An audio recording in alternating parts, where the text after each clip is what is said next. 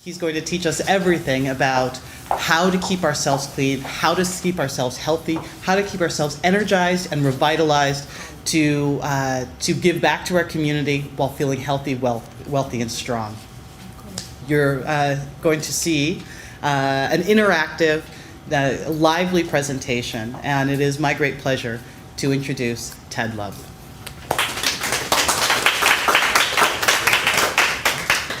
Good afternoon, ladies and gentlemen. I'm Ted Love. I am professor of English here at the college. And when I'm not teaching about complex sentence structure, my other job is a martial arts instructor. I have been teaching martial arts since 1977. And part of, as you can see on the board there, the Kung Fu Detox Kitchen. The word Kung Fu is taken from the original definition of it, not the popularized fighting aspect of it as it is in this country, but it is a throwback to the historical time when martial artists in basically peaceful times were basically healing artists as well, who were strong participants in what is called moving meditation. Only when the feudal times came up and wars broke out is when those meditational moves that were designed for circulation and flexibility transformed into self-defense forms.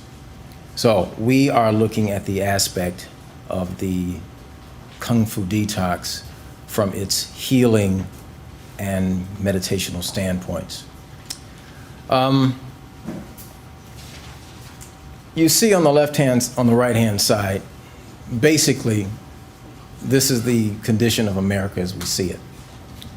96% of people in our country do not work out. And most of us are watching people become obese at a rather epidemic level. On the left-hand side, you will see basically what is happening on the inside of the body. Basically, our systems are on a time bomb, and it is slowly ticking. Okay, let's go to the next one. Let's take a look at this. The bomb in your gut is about to go off. You can't see it on your colonoscopy pictures. But here's how you know when it's happening to you.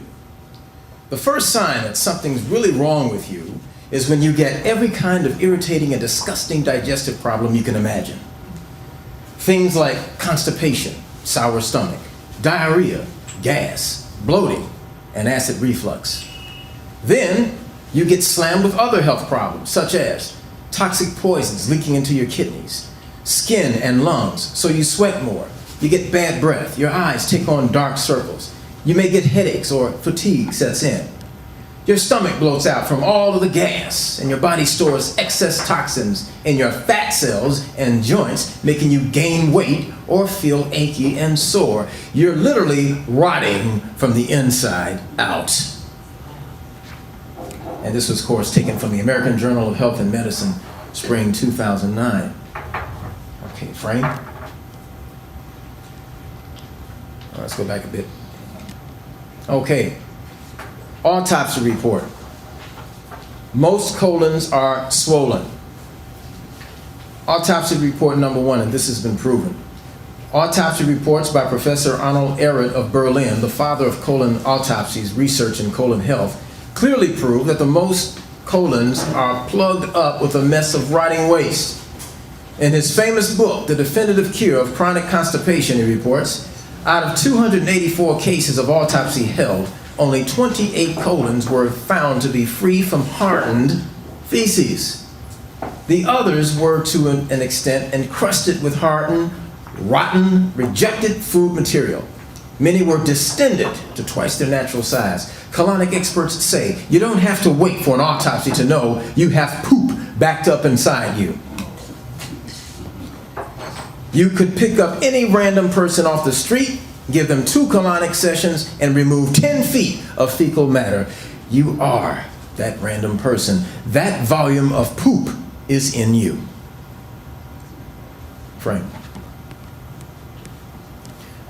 Let's take a look at what we would call the healthy colon. Basically, a healthy colon looks like this. If it's pink and red, then you're talking about healthy, well-oxygenated tissue. Within a small intestine that's located within the inside, that's your small intestine. That runs between 25 and 28 feet long. Framed by your large intestine. You have the ascending colon, the colon that comes across, and the descending colon, and the rectum at the bottom. And you'll notice that 85% of the bacteria or good flora in that large intestine is colored in green. 15% is in red inside, and that's considered to be bad bacteria. We have a decent water balance and a proper pH. What we mean by a proper pH, we have a reasonable balance between acid and alkaline in the system. We want the system to be predominantly alkaline because this is when the immune system is working at its maximum. But for the most part, a healthy colon would have this type of balance. Okay? Now, what you're about to see next is this. Death begins in the colon. We have a reverse situation here. 15% good bacteria, 85% bad bacteria. The bad bacteria has overwhelmed your colon. Bad bacteria feeds on decaying mounds. They multiply and kill good bacteria. Now, what are we talking about when we say decaying mounds? Basically, people, America's diet is basically composed of devitalized food. And when you're talking about devitalized food, food that is absent of vitamins and minerals, when it has been enriched or bleached or watered down to the point where it becomes just plain bulk, when it goes into the system, understand that the colon is constantly pumping out moisture out of it in order to pump nutrients into the rest of your body. So that means that if there are no vitamins and minerals to pump out, then it becomes a crust along the colon walls.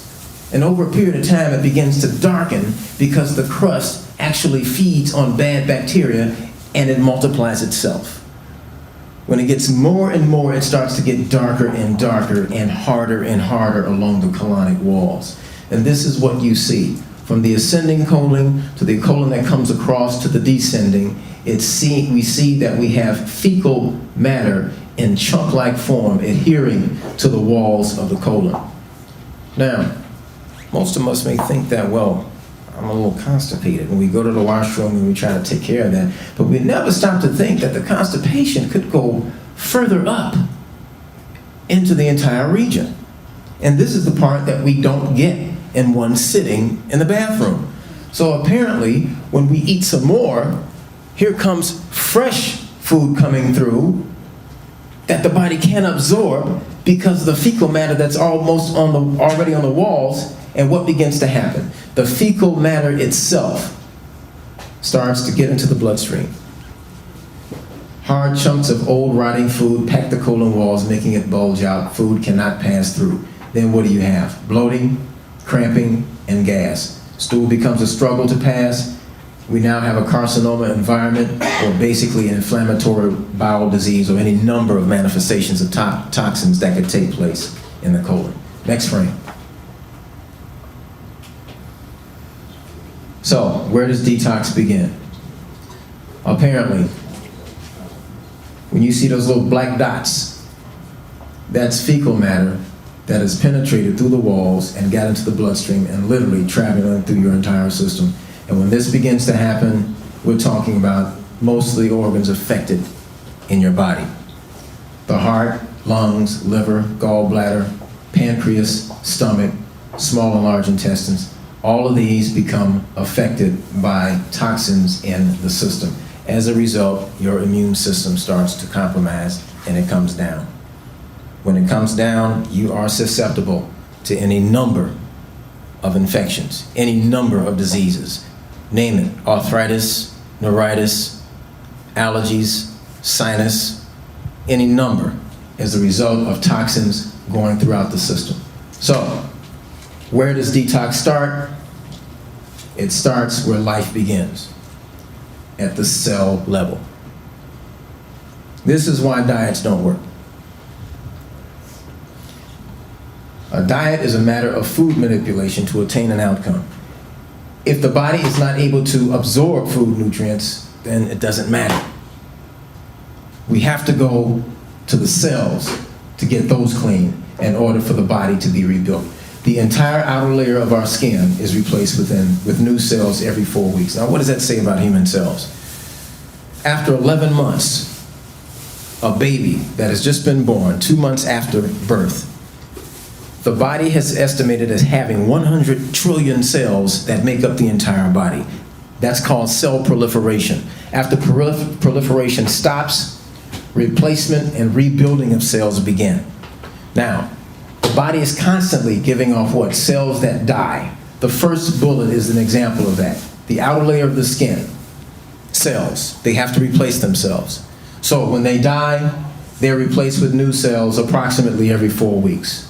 Every 2 months, practically every cell in our heart muscle is rebuilt. Within a 1 year period, our entire bone structure is replaced, and scientists have confirmed that 98% of the atoms in our bodies were not there a year ago. What does that say about our bodies? They are naturally self-healing. At the cellular level, they are naturally self-healing.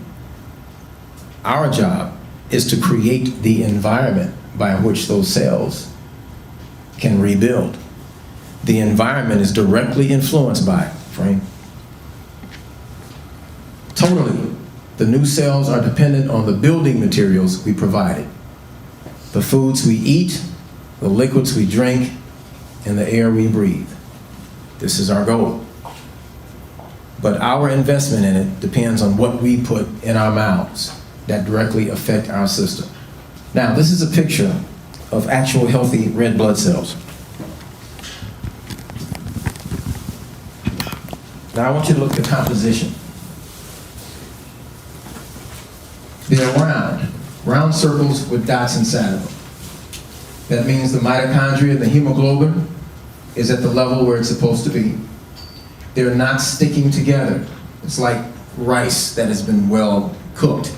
The kernels are not supposed to stick. Okay? So it is with healthy red blood cells. They are properly oxygenated and they live in an environment that is basically hydrated with plenty of water. Okay? So they don't stick. This is what you want. Frank.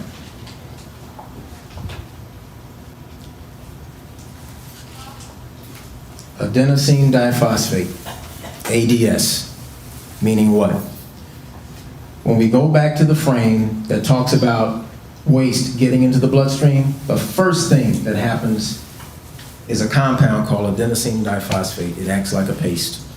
And what the paste does, it creates what it looks like spider webs inside of the veins and the capillaries and the arteries, and it causes the blood cells to stick together. The platelets begin to stick within the wiry waste that accumulates in the system, and your blood thickens. And your poor heart has to pump this all through your body. So as a result, we put undue stress on your immune system and on your heart because it has to pump this sludge through your system. Okay, let's go back to this one here. Now, we don't want to forget this. How do we feed these red blood cells? Cell food equals raw food, bottom line. Raw foods and fruits and vegetables. It reduces free radicals. What are free radicals? Free radicals are basically cells that break. Because they are deficient, they snap. When they snap, they move around in the environment like fragments, like glass, and they literally attach themselves to healthy cells and cause those cells to go bad. When that happens, we're talking about premature aging of the body when it takes place.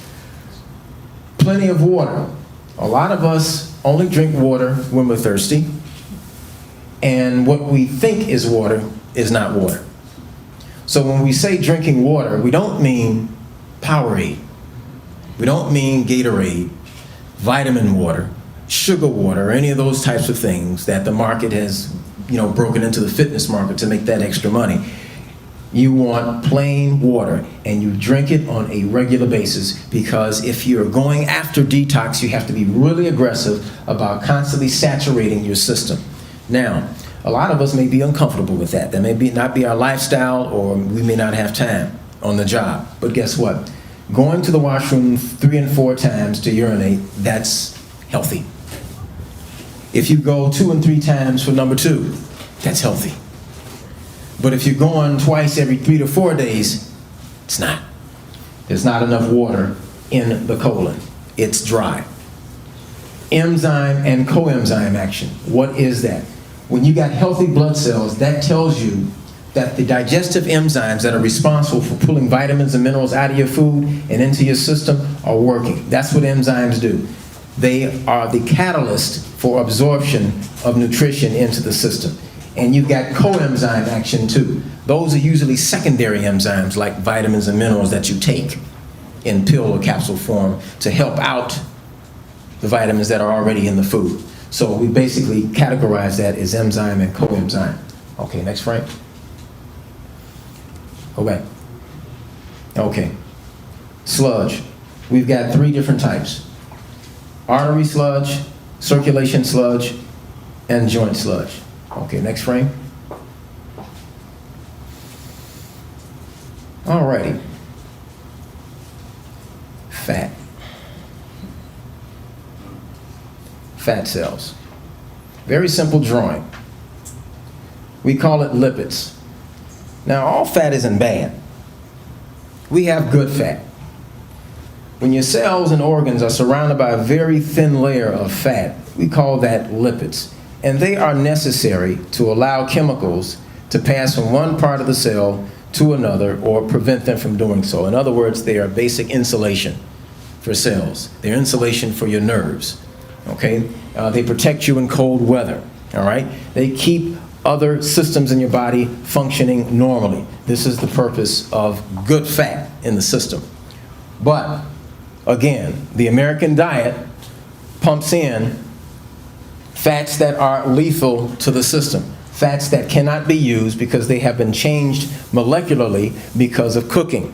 When they go into the system, they have no place to go. The body will send them to the least used parts of the body, and based on your bloodline or based on your body frame makeup, the fat deposits will place themselves in those particular areas.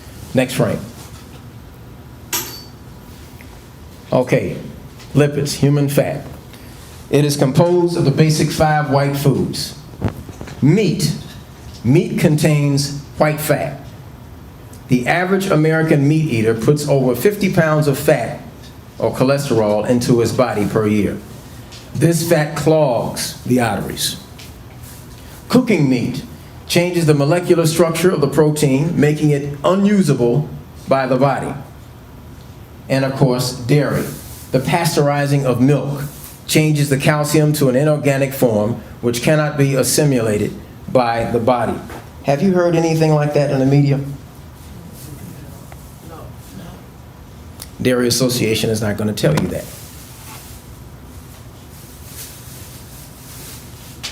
Cooking meat. Well, do you remember when Oprah made her comment about hamburger and beef? Did she get a phone call the next day? Several. You have administrations that will not allow the full story on what they sell to come out, because if it did, it would affect the market. Never mind affecting your health, it would affect the market. Now, this photo was taken in a foreign country where obese people were being liposuctioned and their fat placed in bags like this to be sold to fuel companies for biodegradable fuels. You've heard the story about cooking oil being used as a possible fuel or alternatives to fossil fuels. But in some foreign countries, in the black market, we have people who are being kidnapped and liposuctioned, where their human fat is placed in bags like this and sold to companies so it can be used for experimentation for alternative fuels. Now, I know that's kind of strange, but it's out there. The last three whites: salt, or inorganic sodium, formed by the union of sodium and chlorine that is toxic to the body. Sugar. This fourth white substance can immobilize the immune system by 33%. In other words, if you took 17 teaspoons of sugar and you ingested it into your system, your immune system is not going to work that day. Sugar suffocates the workings of the immune system. So if your body has a glucose attack, if there's too much sugar in the system, your immune system goes down and you become susceptible to infections. And of course, the white flour.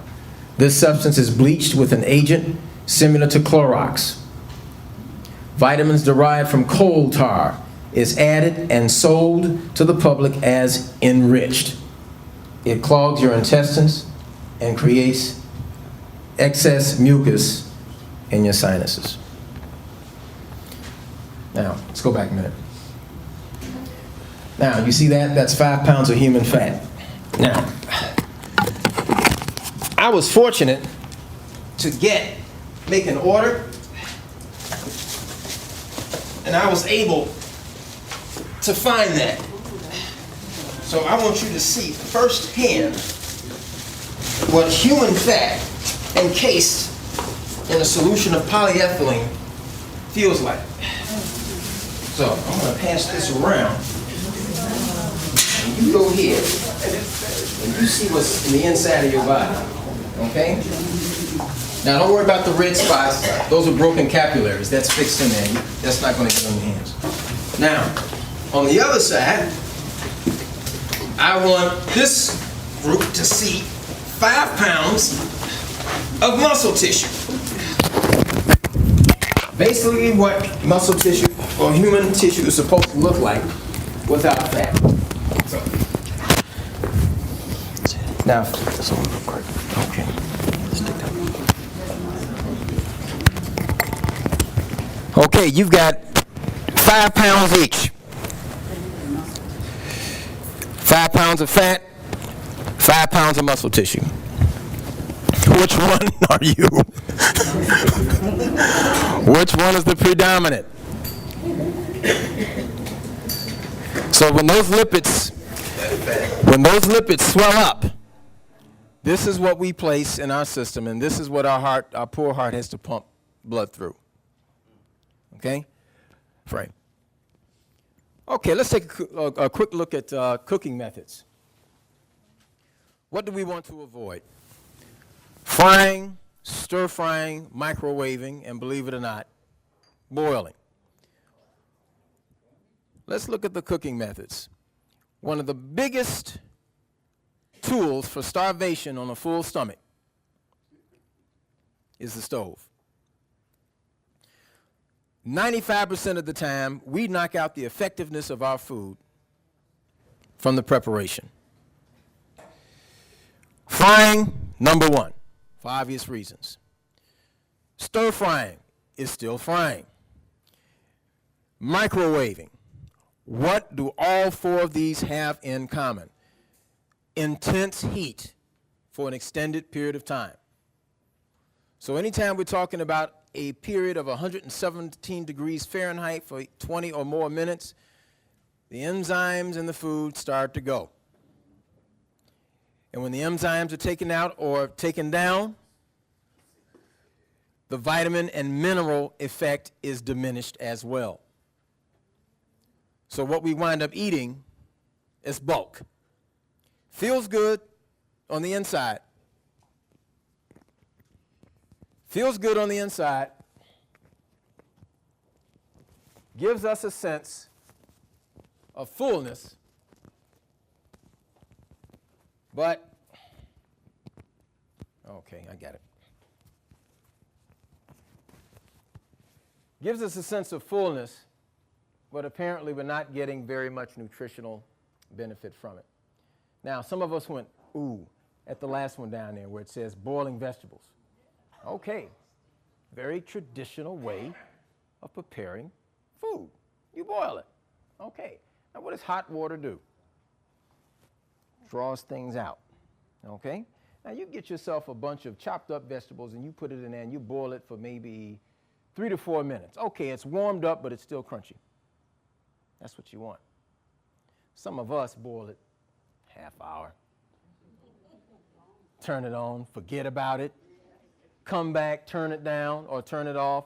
Oh, it's cold. What do? Turn it back on, boil it again. You may do that 2 or 3 times until it's turned to basically mush.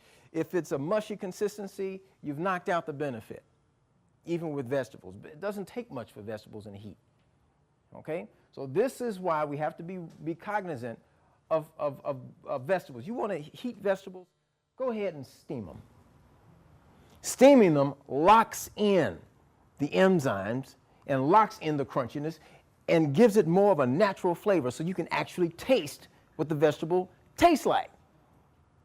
You know, you go to boiling stuff and there's no taste in it. What do? We take it out, put it down. What do? We go for the what? The condiments. Not the spices. We go for the condiments. And the condiments give us a sense of taste. It soothes the taste buds, all right? When actually all we're doing is taking in bulk under a film of basically mayonnaise, paprika, and saturated fat, okay? But again, raw is number 1. Steaming is number 2. Stewing has a benefit too. Why? Because you cook it slow, all right? When you cook it slow, you tend to retain a little bit more of the benefit. It's not the best, but when you're making soups, you can go ahead and stew. Now, the reason why I even put this up here is because some of us are just not going to be able to process raw and steam overnight. It's just not going to happen, okay? So some of us have to gradually inoculate ourselves into a different way of preparing our foods. So we will probably do it in stages and then work our way up from stewing to steam to raw. Now at the bottom, look out. We've got roasting, barbecuing, and sauteed. Yes. Okay, in a second. Okay. Ovens, barbecuing, and grilling. When you grill, sometimes you put the food in what? Foil. Sometimes. Or you put it on a what?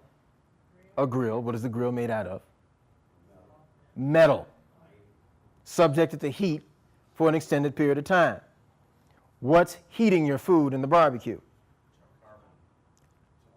Carbon. Charcoal. Going up into the food. You've heard stories about this creating possible carcinogenic properties in the food. This is true. So you have to be careful about preparing in this way if you are getting ready to do what? If you want to detox and clean your system. Now, if you like this stuff, go ahead and keep eating it. Go ahead and eat it, go ahead and eat for taste. It tastes good. That's what we love. Go ahead and finish it. But do not be surprised. If you go to the washroom, nothing happens. Next day, nothing happens. And then you wonder what's going on in the colon. Eating dead food. Frame. All right, let's look at the ages. What do we mean by age? Once the arteries are blocked, aging begins. You are only as good or as youthful as your arteries. If your circulation is good, you're good. If the circulation goes, that's when aging starts. Let's look at what we have to look at when we are in a situation that threatens us. Saturated fats, red meat, cheese, hydrogenated oils. Oh, no, not cheese. No, not that one. Okay, but look, this is a personal thing here. Okay, I can understand if you're having reactions. This is a very personal thing, your food. Okay, I'm just a courier of information upon which interested parties can act, okay?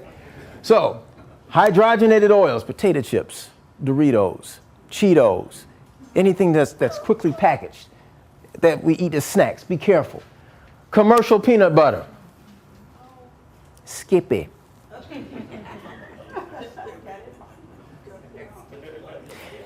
Jiffy. Look on the back and read it. What's in it? Most of it is high fructose corn syrup. Okay? And of course, the fried foods. That kind of speaks for itself. Okay, we have to be careful with that.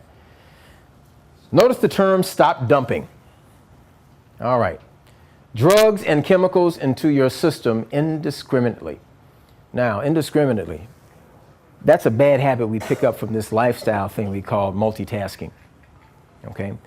We have a tendency to do many things at once during the course of our day. We're not paying that much attention to any of them, and by the time the day is over with, none of them are finished, and we're too tired. So that teaches us to do what? To not have focus. And focus simply means follow through. What you start, you finish. Okay? If there is a discipline in the lifestyle of getting up in the morning and giving ourselves a high mileage meal, mainly your breakfast, that is designed to carry you through the course of your day, more than likely you will not have the desire to throw things into your system without thinking about it. And some of those things involve coffee, synthetic vitamins. Now, what do I mean by synthetic vitamins? Don't ever buy vitamins from a drugstore. Vitamins from a drugstore do not come from the same place as vitamins from a health food store. Anything from Schiff or Upjohn, be careful. Those are the laboratories. Why? Because it is very cheap and very economical to use a certain type of coating on that vitamin that comes from coal tar. Okay?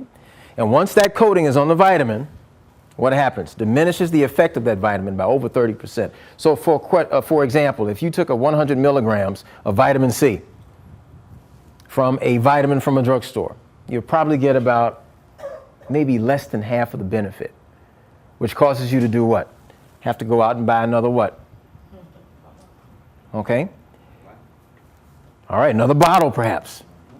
Secondly, I don't care if you take 500 milligrams of C. The body will use what it needs, and afterwards, it'll throw it off into the urine. Why? Because a lot of vitamins are water soluble, like B and C. Some of them are not. They're oil soluble. But for the most part, a lot of your commercial vitamins you have to be careful about. How about caffeinated tea? Be careful of the caffeine. Tranquilizers, prescriptions.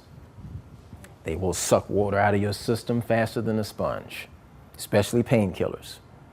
Okay? Be careful of those. Chocolate.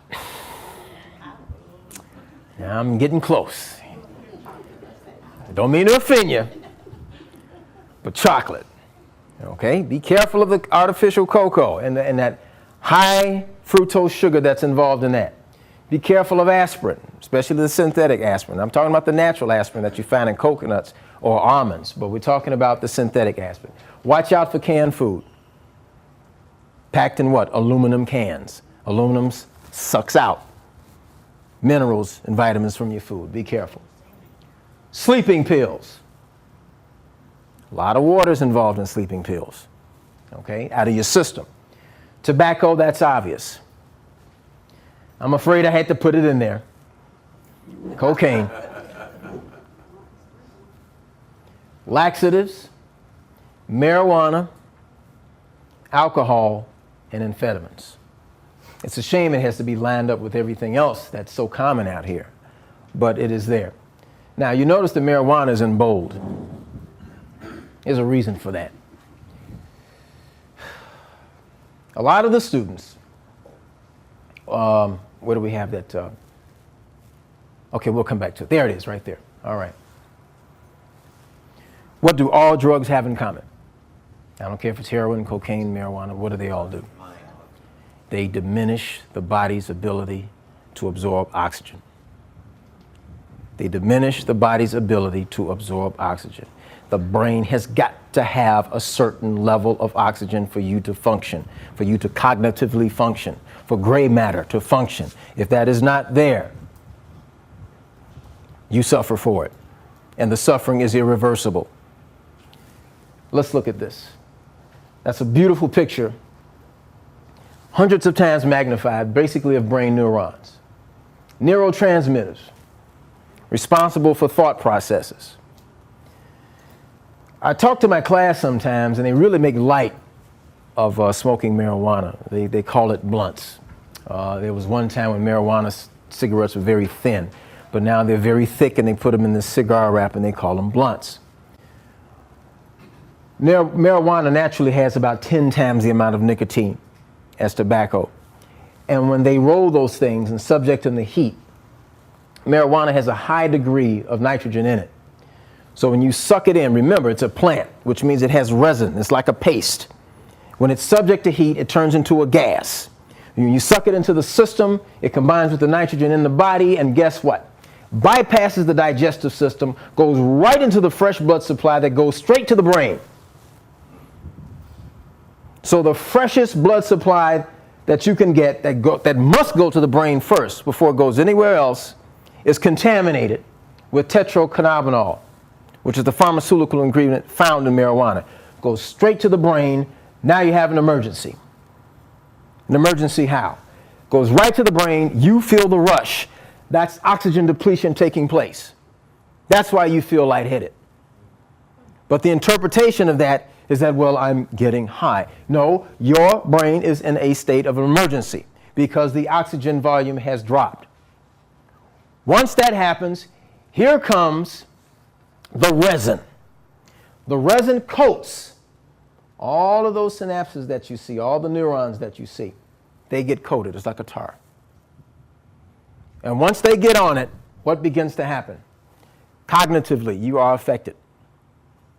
You start to slow down. You ain't going to feel it now. You're 18 years old. You can run 60 miles an hour, run through a wall, do all those kind of things. Yes, you have that. But when you get into your hormonal transformations, when you start getting older and that pituitary gland starts to reprogram you and reboot you, next thing you know, you've got issues going on.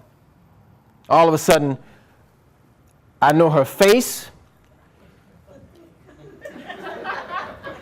Jill, right. Or you're in class, 2 plus 2 is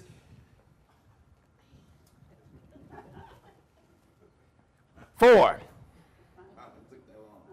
Took that long. Now you want to study for a GED exam. Now you want to study for an exit exam. And all of a sudden, you're trying to think of that formula. The definition of congruent is negative A plus positive B equals. You've got these gaps now in your thinking process that is big enough for a Buick to drive through, and you wonder how you got it. Not only does it coat this process here, which is irreversible, it also coats the inner lining of the lungs. Now, when the lungs start getting coated, the body registers that as a red flag. Uh-oh, we've got contamination. So what does the body do? It attempts to fight it. The immune system kicks in extra mucus to try to get that stuff off the walls of the lungs. Next thing you know, you got that. And the lungs comprise a large portion of your body. Not just up in here, they go all the way around back here. And because gravity pushes down on dead cells, next thing you know, you got most of the mucus forming in the lower part of the lungs, and you got that smoker's cough. And because we don't breathe correctly, what happens? That mucus gets heavier and heavier down here. Next thing you know, you have breathing issues. Now, most of us breathe wrong. Now, what do we mean by that? Okay, if your chest moves, you're not using all of your lung space. Probably using about 10%, if that. Now, if you put your hand on your tummy and you inhale and your tummy goes out, it exhales and the tummy goes in, you're using mostly all of your lung space that goes down and around back here. How do you know? Because when you go to the doctor and they check you, what do? They sit you down, and what does the doctor do? He goes on your back and does what? Okay? And he asks you to breathe deeply while he's doing this. He's going in the back because we don't use that like we should. So it becomes a question of proper breathing. Are we oxygenating our bodies properly? And compound that problem by putting substances in the body that is designed to destroy oxygen. Now, the next thing you know, your gums are getting brown. The whites of your eyes are turning yellow. That smell is in your hair. It's in the fingernails. It's in your sweat. It's in your saliva. It's in your urine. It's in your feces. It's in your tongue. Anywhere where there's moisture, anywhere where there's a fluid, you're going to have tetrahydrocannabinol. And good luck getting it out of your system. I mean, they tell you, well, it takes three weeks to detox this stuff. No. It gets into some organs, and you stuck, buddy. And it's only a matter of time before premature aging takes place. You no longer have the immune defenses you used to have, and suddenly bad overtakes the good, and you pay for it at a later date. And our young people are indulging this on epidemic levels, but we don't understand how it knocks out cognitive abilities, especially with short-term memory. Short-term memory tells the long-term memory what is important to remember. But if you don't have that apparatus, guess what? You're not feeding what? The brain can't do what? Can't take knowledge and remember it under stress or when you need it. So it comes out fragmented. Sometimes it doesn't come out at all in some cases. But these are the processes that we either impede or totally destroy. And why do you think marijuana is considered the gateway drug or the host drug? Because it creates an appetite for further experimentation, which brings about stronger effects from other drugs that basically do the same thing. Okay, that's why it's there. Okay, frame. Okay, detox suggestions. Basic protein foods. Avocado, grains, cheese, lentil, dried beans, meat, eggs, nuts, fish, and poultry. Now, personally, I would probably take out a few of those, but I know some of us love fish. Some of us love eggs and meat, and you will not do without cheese. I would tell you to gradually start cutting back on that, okay? But some of us can go cold turkey and just use avocado on everything, okay? How about the starch foods? Corn, which is really a sugar. Potatoes, pasta, pumpkins, rice, and sweet potatoes. Okay, frame. Was that before or after? Okay, detox, digestive cleansing. We want to go for the joints, the circulation, and the arteries. Okay, frame. Is that it? All right. Let's go back to this. This is our goal. We want to look like this. How do we get there? Those 4 points. Digestive cleansing, joint, circulation, and arteries. Now, from this, we're going to stop the PowerPoint, and we're going to move on to our kitchen here. And I'm going to swing this around, and we're going to start on this phase. And then, as I'm going to show you how these things are put together, and then we can open the floor for questioning. Yes? Who did he put the food back up? Okay, leave this here. All right. All right, let's swing this around.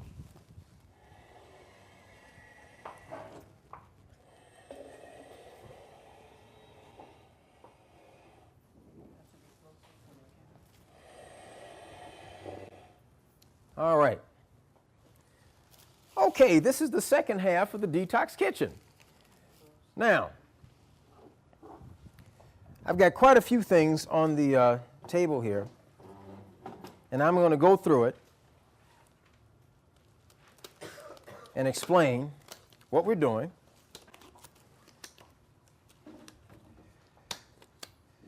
We have a juicer up here, so we're going to prepare some of these things. And if we get a chance, some of you can sample it to see how it actually tastes. All right.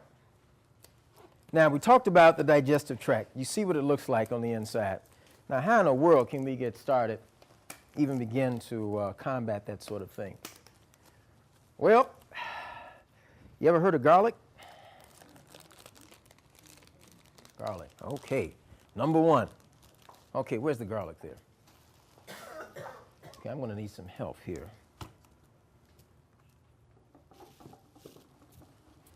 Okay, fresh garlic clove. All right. Now, you may think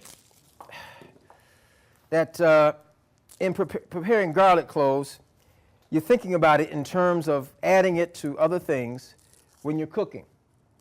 Okay, you may want to shred them up, cut them up, and put them in spaghetti sauce, and think of it only as a taste enhancer. But to look at it for its medicinal properties is to start asking yourself, do I have the guts to ingest the garlic the way it should be ingested in order for the cleansing effect to take place? Now, garlic has a chemical in it called alanine. Alanine.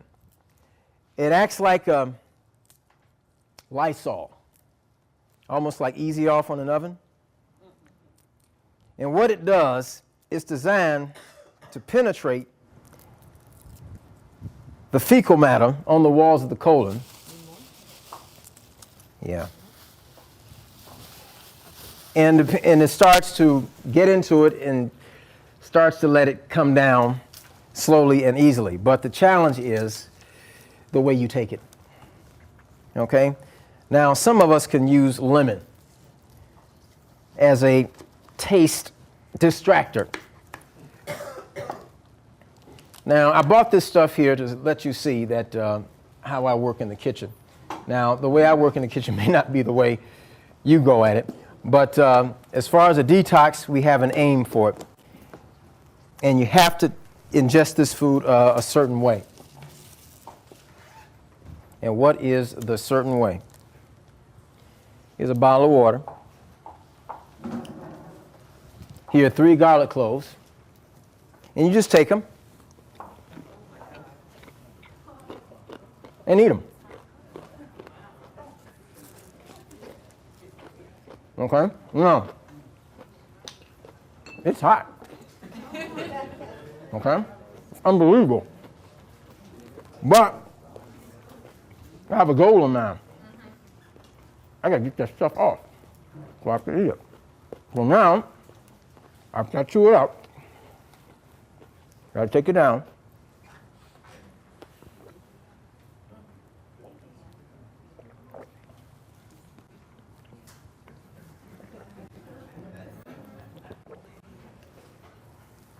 Okay.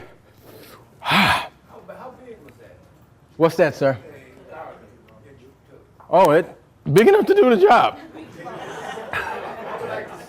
said you took 3. 3 of them. Look at this. There you go.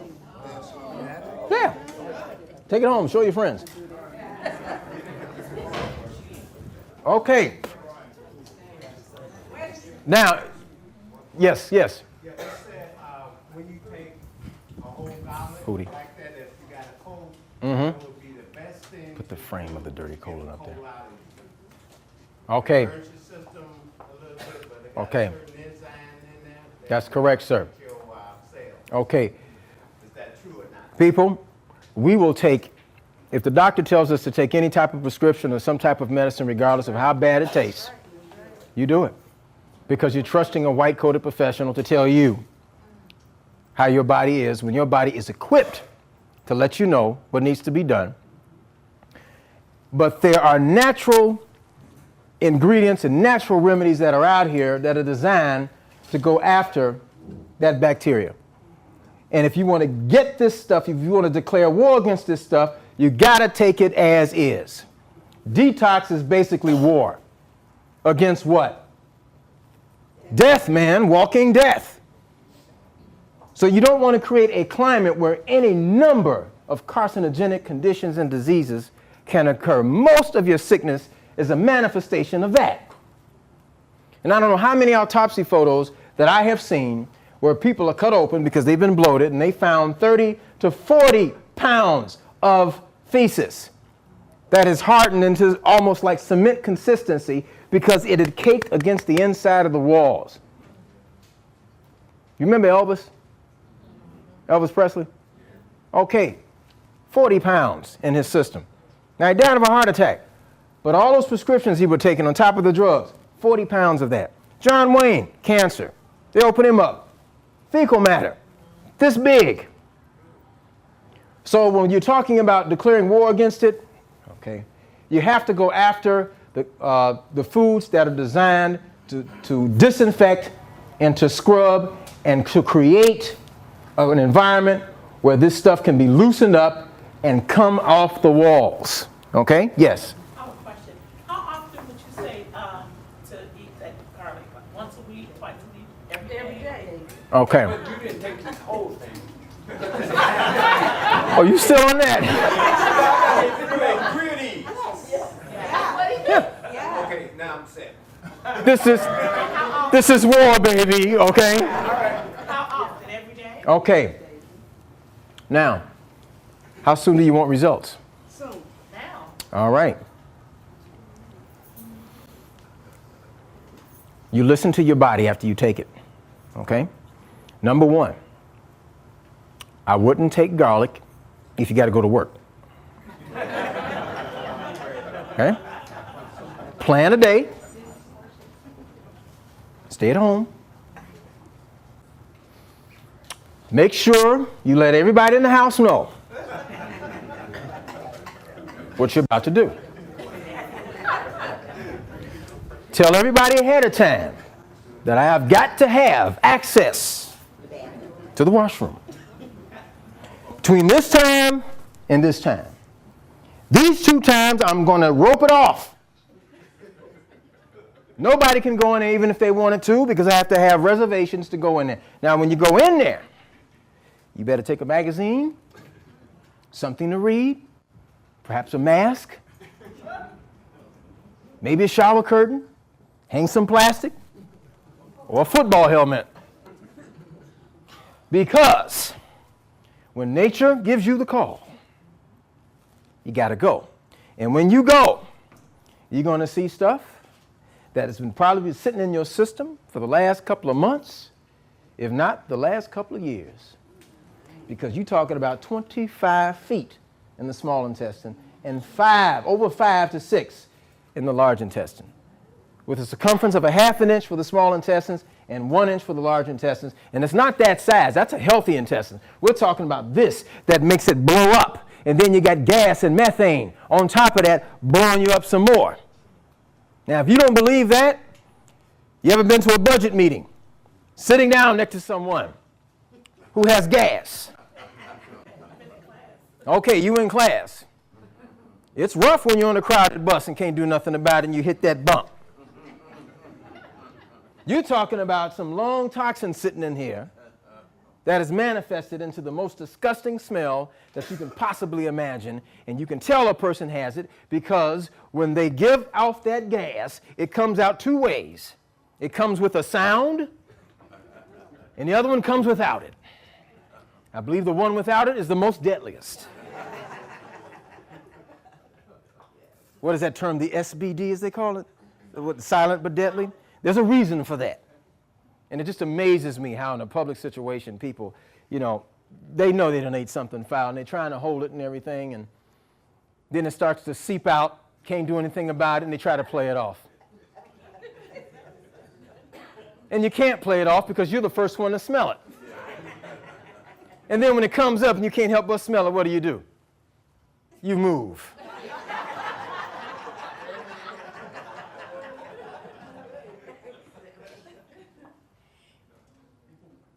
Okay, so you got these gases given off. Now, when you start taking food that is designed to heal, you're going to feel like you've swallowed fire. You're going to get dizzy. You're going to get lightheaded because you've got toxins in the bloodstream, sludge in the bloodstream that's been there forever. It's starting to wake up. Garlic has an energy that goes along with it. Anything that's strong has a heat that comes from it. And when you've got that heat going through your system, you feel it. And anything that provides heat is a vasodilator. You know what that is? It starts to do what? Open up your system. When that starts to happen, guess what? Here comes oxygen to places that it hasn't been in who knows how long. And when fresh oxygen hits you, you feel sick because that area hasn't had it in a long time, and now what you're feeling is goop that has to come out. That's why you feel bad, because it's got to go. And anything that's been sitting in your system forever, that long, hasn't been paying any rent. Now you're talking about evicting it. It's going to let you know Garlic is one of the #1 fighters of joint sludge, artery sludge, and circulation sludge. Now, let's move on. Now, ladies, what if you had sludge in your system and it starts to affect your iron count? Okay? Your iron count goes down. Now, you may go to the doctor and they may say, well, look, you may have to take some ferrous sulfate. What is that? Yes, prescription iron. But guess what? You may have alternatives here. The first alternative, chlorophyll. You ever heard of it? It's very green. Okay, let me show you how green it is. If I took some of this, it's a fresh bottle, so I have to open it up. I just spilled some, like that. Okay? This is how green it is. Okay? Purely extracted from plants. This is what makes the plants green. Okay? Photosynthesis from the sun places this in the plants, and then now you're talking about pure oxygen. All right? That's what makes it the plant green. Now, you can get this in liquid form, very expensive, but you can get it in liquid form and take 100 milligrams, which is about 3 tablespoons, and pour it in some good water, distilled water. Shake it up. Wrong cap, but I'll use it this way, like this. Shake it up.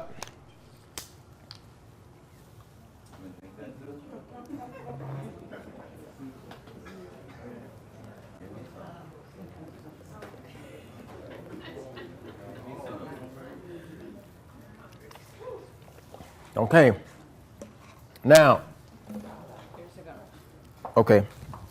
Now, right away, I'm going to feel a sense of relaxation. Why? Because I've just drank a bottle full of pure oxygen. Okay? When the body gets that, you feel it immediately. Calms you down. Any stress that you've been walking around with, any anxiety that you're not conscious of until later on in the day, you're getting plenty of oxygen through your system, and it gives you a calming effect. Okay, that's what chlorophyll does. It's the #1 iron supplement that you can take. It builds your iron count up overnight. Okay, so chlorophyll is a good component for that. Now, what if you're living in the Midwest and you're subject to weather that changes on you? Right, that's what happens. You start to get maybe colds, flus, or anything like that. Now, some of us don't take care of ourselves the way we should. And as you get older, you're going to run into, let's put back the sludge. Right, okay. You might run into this here, joint sludge. Now, what is joint sludge? Arthritis. Okay? Arthritis, bursitis, osteo, rheumatoid, rheumatism. Arthritis is purely a matter of lifestyle. Okay? Something that you picked up from years of devitalized foods and a lifestyle of not enough rest and not enough decent eating. Okay? And over time, the toxins begin to manifest in your joints. More than likely, if you got a cold and you feel inflamed when you cough, that phlegm and that mucus is also in your joints. It's also in your colon. That's why they say you have body aches. The body aches is your body's responding to that mucus buildup that is taking place in the joints. And a lot of reasons our joints get it is because we don't cover them like we're supposed to when the weather changes. Okay?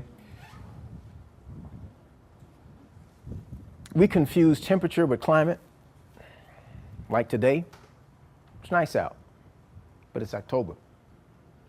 This is the fall. Okay? Never mind 80 degrees. The climate is still what? You're in the fall. Your body knows that. So when you go out dressing for comfortability instead of dressing for the climate, meaning cover your joints. cover up even when you're out there. Well, I don't want to sweat. Well, I don't want to be uncomfortable. Be uncomfortable. You can handle it. Why? Because if you are exposing the body to a climate that's not suitable, you don't know it yet, it's going to manifest on you. Now you got issues with joints. You lift your leg, ow, it hurts in the hip. More than likely you got mucosal buildup in the hip, and you probably, because of that, you probably got lack of circulation here, which means that you might get some aorta problems going on right up here. Okay? Keep those joints oiled. Now, what do we use for oil? Number one, olive oil. First cold pressing, first one. Okay? Make sure you get the first one. Sunflower oil. Very light, okay, but very effective. Or you can use safflower oil, canola oil. In some cases, peanut oil if you can handle the fat. It's a little high in fat. But these are the oils that are good for the joints. Okay? You take a tablespoon of each of these in the morning. Now you think, wow, taking a tablespoon of cooking oil? Yes. Why? Because cooking oil combined with cherry juice and calcium and magnesium, what does that do? That creates a chemical that goes right to the joints, and it starts to attack an acid that lives in the joints. You know what that acid is? Particularly for the meat eaters? Thank you. Uric acid. Okay? Uric acid it's a side effect in red meat. Why? Because during the slaughter, animals know when they're about to be taken out, and you have residue from their feces as well as residue from the urine in their system, and that goes right along into the processing too. And then here you come, you prepare it, you flip it, you flop it, you saute it, you subject it to heat, you change the molecular structure of the proteins and stuff so you can't use it anyway, and then you go ahead and put it in your system, and you do that over and over again, and then you eat the gyros, and you eat this and that, and next thing you know, you've got these crystalloid little nodules crystallize grease and uric acid. How does it get to the lower part of the body? Gravity. Because gravity pushes everything down in the system. This is why when you get older, they tell you keep some type of cardio going. Because a lot of your waste goes below the waist and gets into your legs. And the next thing you know, you've got clots setting up because they're gellifying and sticking together, and they go to the smallest capillaries in the least part of your body, furthest away from the heart. That's why they tell athletes they retire early. Why? Because the first thing to go on them is their what? Their legs. That's where the waste starts to accumulate early. So when you're getting older, you gotta be involved in something that's designed to keep the lower body involved or engaged. If not, you're going to have crystalline substances setting up in your toes and your ankles and your knees, and the next thing you know, you've got that situation the gentleman in the back said, gout. Or osteoarthritis, mainly in your knees and in your hips, because these are the weight-bearing joints, okay? Joints that are responsible for sitting, walking, moving, and running. Those are the first things to get it. Now, if you're talking about your fingers and your wrist and everything, that's probably rheumatoid, because in rheumatoid arthritis, the fluid that surrounds that joint apparatus gets contaminated with free radicals. You might get the crystalline substances in there too, and the next thing you know, you've got what they call what? That syndrome. Okay, that's when those things start to happen. Depending on your bloodline, depending who had it before, those things have a factor in it too. And why do I mention bloodline? Because when we go to the stove, a lot of times when we get to the rituals in society like the holidays, and we celebrate them around what? The table. We tend to prepare foods based on what? Tradition. How your mother cooked it. How did she cook it? From scratch. Okay. Did she record it? No.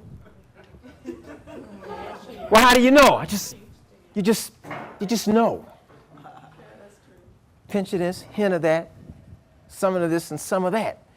Well, some of this and some of that may not be good for you when you are in a state that's close to type 1 diabetes or type 2.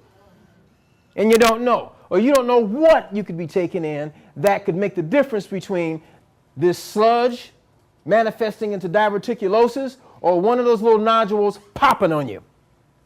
And now you got poison going directly into the bloodstream. You don't know. Yes? I have a question about the detox, the oil. Are you saying take one of those or all of them together? Give me a teaspoon, honey. Or, got a teaspoon? Plastic cup. Okay. Okay, did you bring a metal tablespoon? No. Just a teaspoon. Okay. Sunflower, right? Sunflower. Okay. Okay. We got any cherry juice? Okay. Teaspoon. Mm-hmm. Okay. Tablespoon or teaspoon? Teaspoon is good for starters. Okay. Olive oil?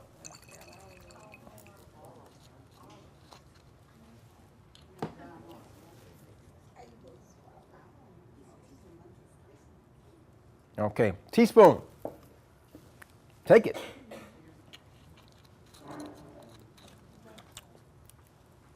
Behind that, B complex. Mm-hmm. That's E. B complex, yep. C complex, 1,000.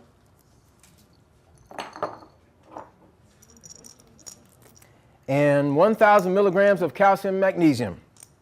That's 1,000 calcium, 500 magnesium. You take it together in the morning with water or cherry juice. Cherry juice is the best. Okay, now the reason why I'm taking all this stuff, I didn't take mine this morning because I wanted to show you, okay?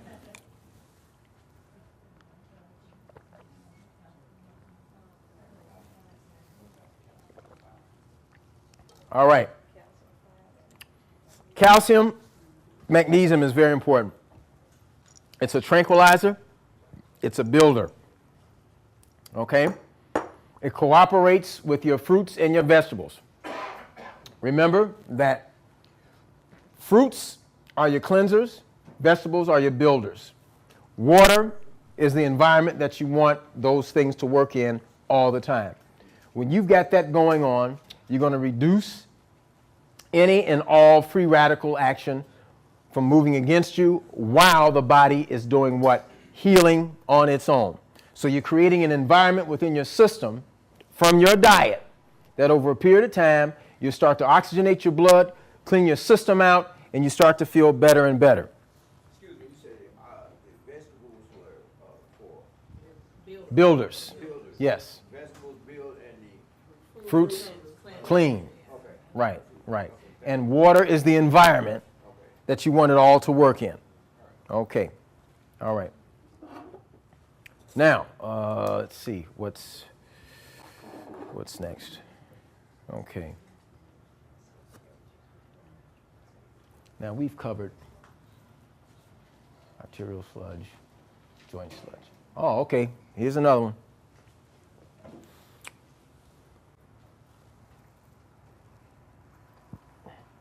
You ever had dark thoughts? You ever been comfortable wearing sunglasses indoors?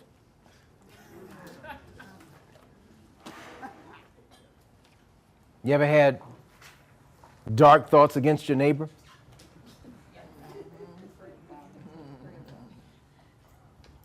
Moodiness? 1 minute you're okay, next minute, what's the point? You ever heard of mercury, arsenic, lead, DDT? Got a liver problem. When you got all these symptoms that are going on, time to decongest your liver. Now, we never thought about the liver as something to cleanse. it can be cleansed. It gets dirty just like anything else. I mean, my goodness. All of you fish eaters or meat eaters, the liver's job is to do what? To detox the bloodstream. If not, you won't last long. But the liver has got to be clean too. Why? Because you can get cirrhosis of the liver, all kind of nodules growing on the liver. You want to keep this from happening. You want to minimize it. So what do? All right. If you got the guts, I've got the cups. I'll show you how it's done first. All right. Excuse me, it's the garlic. Okay, now. Okay. First thing you want to look at is 3 ounces of olive oil.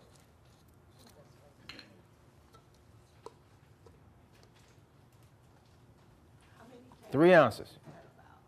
How many tablespoons is that about? Oh, I don't know. You probably need a measuring cup. About good 3 ounces. Mm-hmm. How are you using, is it, you said cold press? Cold pressed. Is virgin olive oil? Yes. Virgin. First cold press. All right.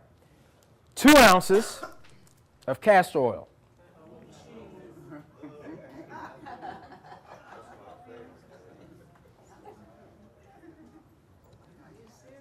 Yep.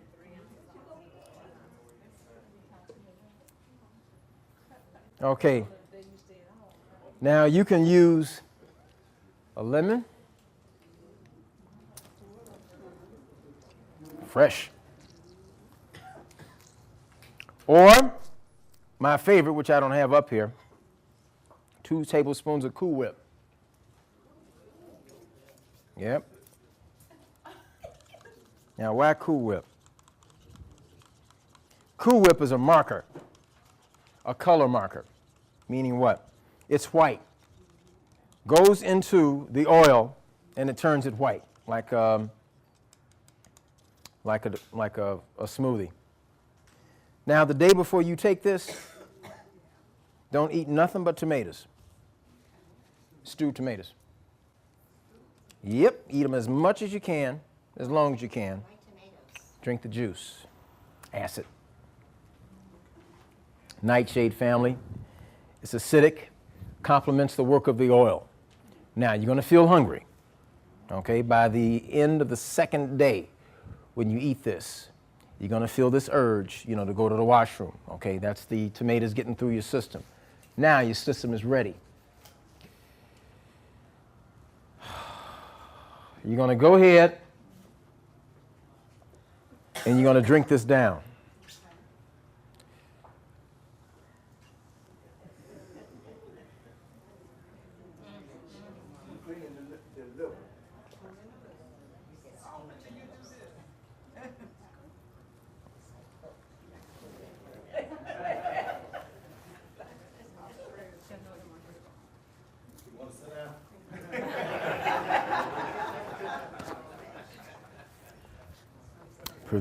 Presenting myself as a sacrifice to knowledge. Okay. Okay, now, I've taken the stuff. Now, I'm committed. Can't go back now. So, you won't hear about it because this will be over with. Maybe my wife will, but I'll get a call in about 9 hours. Okay? Now, what I see in the washroom, I hope it's closest to white as I can get it. But if it's less than white, if it's like brown, dark brown, or black, that tells you right there what's been sitting in your liver for who knows how long. Okay? That goop, that soot that's been sitting in your liver has got to come out. And you've just lubricated your entire tract and vacated it, got plenty of tomato juice in there, so it has something to work with, and let it slip out. Now, the degree of how you do this, now I would do it probably once every 3 months because I'm not a real big meat or fish eater, but if you like salmon and tuna, especially the canned stuff, and you're going to have to be aware of that, okay? Smokers I'm not advising smokers because that's something else, all right? But when we're talking about detoxing the additives that come in food, this is what we mean by getting those pesticides and stuff that comes out of that food that you even get at a garden, that you get at the store. You don't know how long it's been in the truck. You don't know how old it is. You don't know where it came from. You don't know what they put on it, what dye they shoot on it, so it can stay red long enough for you to get it. Okay? So all that stuff, the liver's job is to clean all that and keep it from basically toxifying your system. But you need liver relief too. So if you don't, then you see those other things start to manifest. You take care of that too as well when you indulge in these oils here, because that's what they're for. Okay? Now, another thing about arthritis is that it taxes out your adrenal glands. The adrenal glands are responsible for cortisol production, which helps to control the pain. Okay? Your body has natural painkillers too. But if the adrenaline is weak, you're going to feel pain mostly all the time. Now, I had a trick knee on the left side, and I had it looked at, and come to find out, we said it was arthritis setting up because probably your parents had it, and now you got it. Well, after 6 weeks, I got rid of it, and I'll tell you how. I had to get on a regimen of the calcium and magnesium, the oils that I just shown you, and I had to take that twice a day. Now, I had to increase the activity of the adrenal gland, so I had to take a B complex. Now, B complex is good for the adrenal gland, but you may need some help with it. When that happens, you may go a little bit further with what is called pantothenic acid, okay, which is actually B5. And that turbocharges the B5 that is also found in your B complex vitamin. You've got B6 that's separate. You've got B1 and B2 that's separate. You might get extra bottles and give yourself about 500 milligrams of that in addition to the B complex. That feeds the adrenal gland so it can produce more and more cortisol so your adrenal gland won't be exhausted as much. Okay? So that helps out too. So you got these vitamins, and if you use them strategically, they can help you. But if you just take them without any guidance or any advisement to it, then your body's just going to throw them off, and you're basically wasting money. Okay?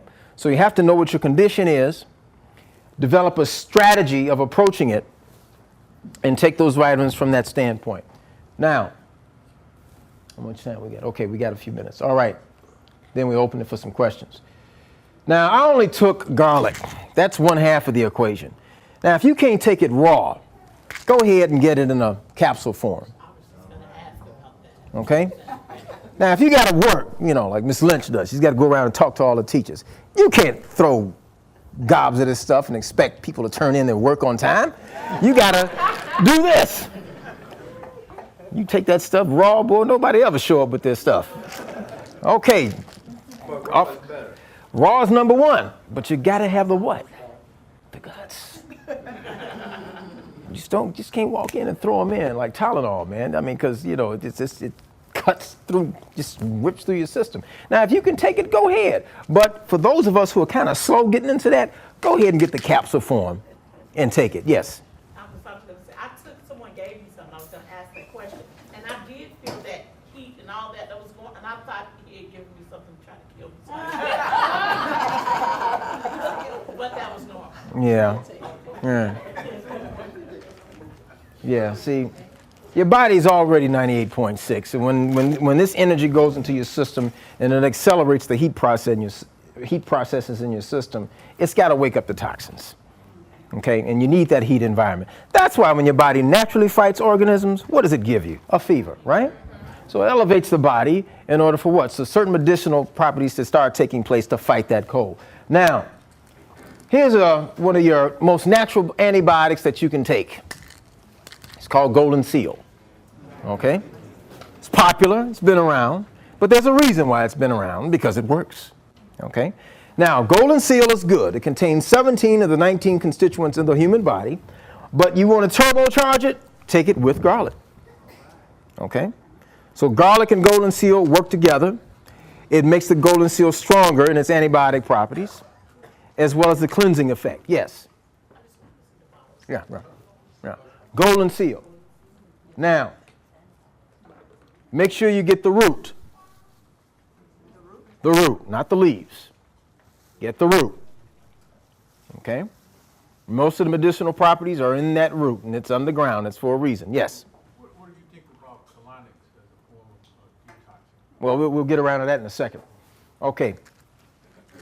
Here's another turbocharger. Cayenne. Cayenne pepper. Yes. Any of the peppers. The number one is cayenne. Okay, the red pepper. The red pepper is a vasodilator, opens everything up. Not black pepper. Black pepper actually irritates the stomach lining. You want to try to avoid that. Say again? Capsaicin in the red pepper. Capsicum? Same thing. Okay. Okay. So don't cook with black pepper? You know, black pepper, it's a seasoning. People like it for taste, but it doesn't really agree with the enzymic action of the digestive juices in your system, okay? When you put that stuff in your food and you eat it, 9 times out of 10, we don't eat the food for natural taste. We like to do that, okay? And any stuff that we put on in our food, it kind of retards the digestive process. So you want to be careful about that, okay? You have enzymes and coenzymes in the digestive system that are assigned to different foods. You've got enzymes for the proteins. You've got enzymes for the carbs. And one doesn't work on the other, all right? But if you're drinking while you're eating, and if you're putting on all these seasonings while you're taking it, you're impeding the job of the enzymes to break down the food. The hydrochloric acid, you're diluting that. And what begins to happen? The food in the stomach begins to do what? Ferment. You know what fermentation is? That leads to what? Putrefaction. Okay? And that goes right into your intestinal tract as is. Yes? Can you explain for folks, so folks understand about drinking and eating? You didn't mean alcohol, you just mean any liquid while you're eating, right? I only drink water probably an hour and a half after I've eaten. Okay? I want the best mileage out of my food. Your body is built to digest that food properly. Okay? But it is because, once again, in the American diet, we're not trained at the table. We're not trained on how to consume food. We're not trained on how to cook it. They took it out of school a long time ago. But to answer the question, yes, you want to separate the food from the liquid. You want to give your hydrochloric juices full strength to break down that food so you get the best benefit out of it nutritionally. Now, if you mix drinking with eating, you dilute the potency of the digestive system and you create fermentation. Okay, next thing you know, that stuff putrefies. Remember, we're talking about an environment of 98.6. That's pretty warm. Okay, and anything that sits in heat and doesn't move for that long begins to do what? Begins to rot. And your colon started pulling that water out and it leaves it there. And then bad bacteria gets on it, feeds on itself, gets bigger, sticks to the walls. So we have to be careful about that. Now I'll throw in another tip. Be careful about improper food combinations. Okay? Now you hear athletes all the time. They may eat, what's the runner's diet? Lettuce and chicken, or a meat. Okay, maybe 6 ounces or less. And a banana. Okay, a strategic diet. Now, she didn't say a 12-ounce steak. Okay, a butt roast or anything like that. 6 ounces or less of what? Lean meat, lean red meat. Now, if I'm working out, I'll eat it. You know why? Because I'm eating for a purpose. I may eat red meat, but I'm not going to go and get any cut. I got to go get a certain cut. Okay, watch out for round steak, butt steak, porterhouse, ribeye, those types. Why? Study the cow, and you'll see what part of the meat is furthest away from the heart and what's closest to the heart. The heart pumps what? Rich oxygenated blood, right? So you want to eat the meat that's located closest to where the freshest blood supply is. Now you're talking about what? Sirloin, filet mignon. Okay, now you're talking about some money. Okay, the best meat, you might have to pay for it. Okay, I like filet mignon, but I don't pig on it or anything. But I eat it for a purpose, a goal that's in mind. If I eat that stuff, I got to go train. If not, it'll sit. Red meat takes about, what, at least 30 days to come completely out of your system. Now, you're eating all this stuff and you don't do anything. What happens? Putrefies, you expand, you bloat, you get fat. So we want to be careful of our habits once we consume those things. Okay? What's their meat other than filet mignon? The red meat. Other than that, what do you like?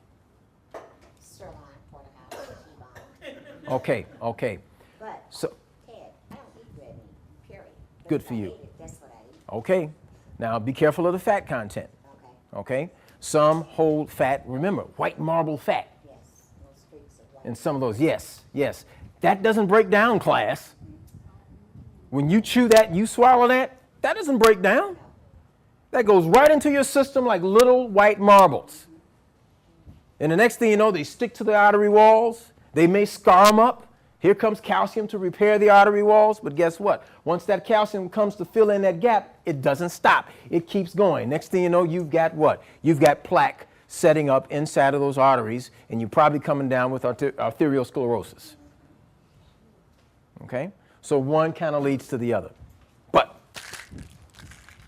cayenne pepper, golden seal, garlic.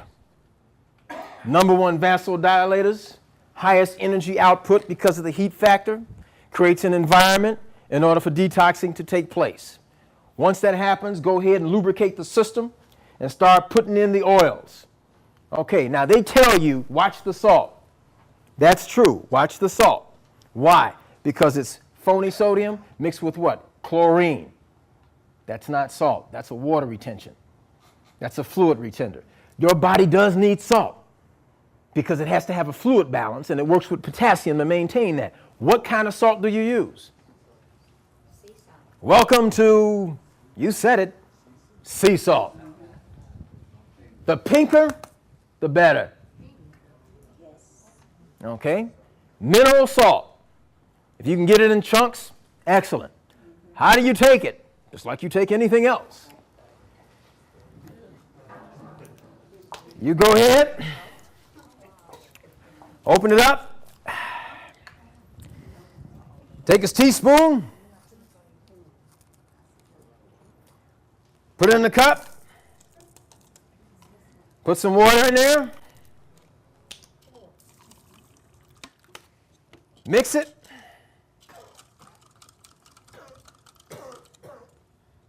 cheers.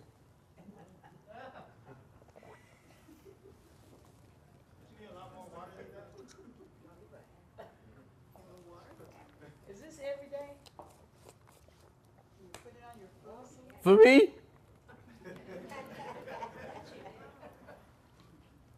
depending on what the demand that I make on my body determines that I do it. Now, you could take a half a teaspoon of that stuff and put in about 8 ounces of water and drink it down, and you got your salt intake for that day. Your potassium is going to love it. You're going to have a healthy water balance, okay? But not the chlorine. You don't want the chlorine, okay? Yes? What about the iodine? Iodine, you don't want to look at salt for that. You know what you want to look at? There it is. Seaweed. Mm-hmm. Seaweed ground up. It's called kelp. Okay? Odorless, tasteless. You take a look at this while you ask. Take a look. They call it the broth of the sea. Okay? I'm glad you asked about iodine because everybody needs it. But you've been told that it's found just in salt, or any salt. That's not true. Okay, you got to look for it. Mineral salt gives you a proper water-potassium balance. Kelp contains high iodine properties without anything else in it. You can take kelp and you can put it on any salad, anything that you eat. Just sprinkle it on there and go ahead and take it. Now you have your iodine and your thyroid will be extra happy with you. Yes? Dr. Love, can you cook with sea salt as well? I mean, I know you said, can you cook with sea salt? Can you substitute it or instead of the other table salt? Right. You don't need much. You don't need much. That stuff is powerful. You don't need much of it. Okay? So yes, your iodine can come through with that, and it's very good for your thyroid, for your pituitary, and it keeps everything in balance once again. So if you keep everything in balance, your immune system is going to do the job that it's supposed to do, and detoxing happens gradually over days, and you start to feel better and better and lighter because you're getting a better quality of when you breathe, you're getting better mileage from your oxygen. Don't be afraid to go to the bathroom numerous times because that's how you eliminate. But if your elimination processes are overburdened, that's when you get the backup and it starts to go into your system, and then you feel lethargic, you feel heavy. When you try to sleep, you don't get any rest. So when you wake up the next morning, you're still tired. That's because the blood is thick. And you got a lot of toxemia in the bloodstream. And you're going to continue to feel lethargic. You're going to continue to have glucose overload in your system because the body is not doing what? The lymphatic system is not working like it should to weed that stuff out. So it's kicking back into your system. Yes, ma'am. I had a question about the proper combinations. Like I remember someone was saying that you can't mix proteins with carbs and fruit should be eaten by itself, but I don't understand how to internalize it. Like, so how would you prepare a meal if you can't mix? Okay.